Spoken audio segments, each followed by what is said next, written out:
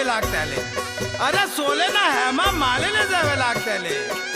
હવે તો અમરીશ પુરી જેવી લાગે